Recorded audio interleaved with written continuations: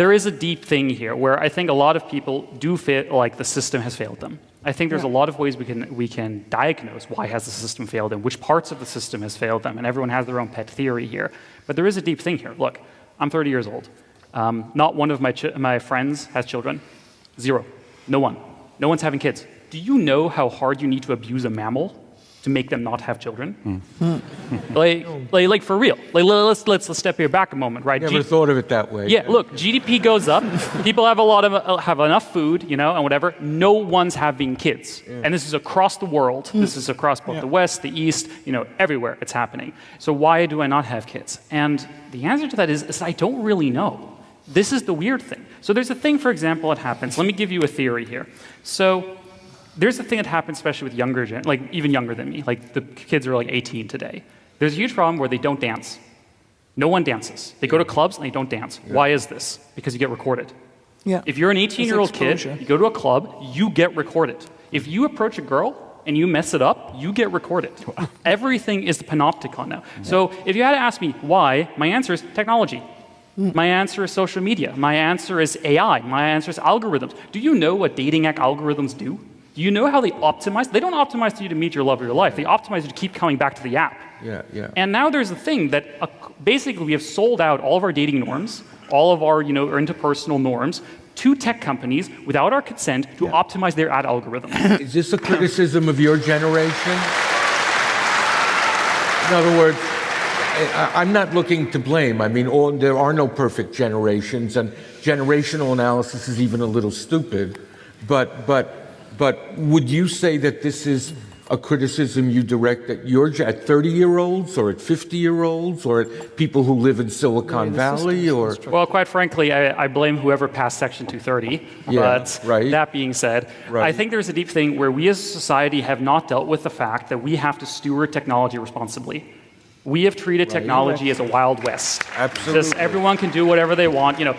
Just sell all of our younger generation's dating lives to corporations for profit. And who pays the cost for this? Who has liability? For every person who doesn't find the love of their life because the whole dating market is fucked up, who pays for this? No one. There's no responsibility. It's completely worthless. And these dating companies, they're not even profitable. They keep losing money. It's a complete shit show.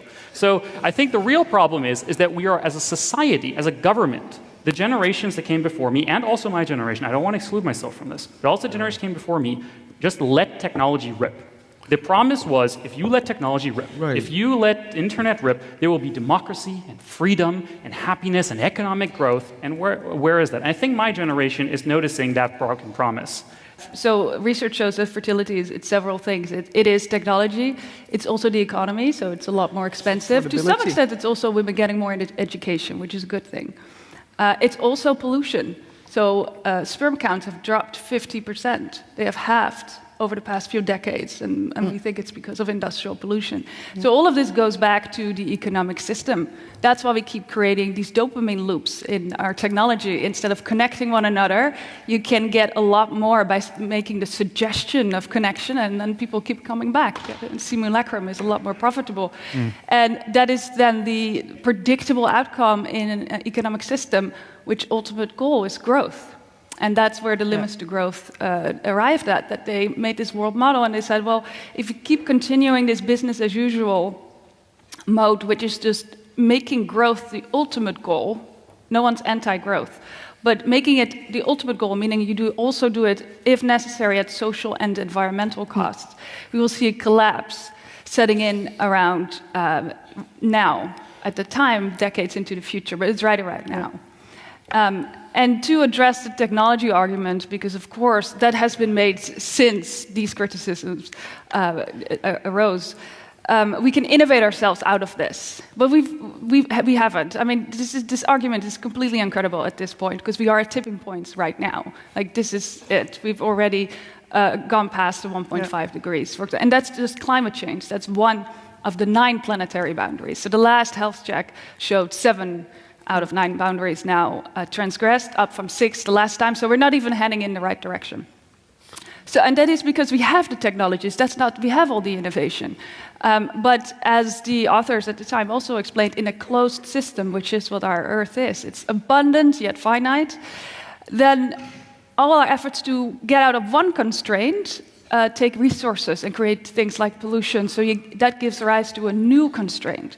And what they saw in their analysis was that these constraints come faster and faster over time, and they become costlier and costlier to fix.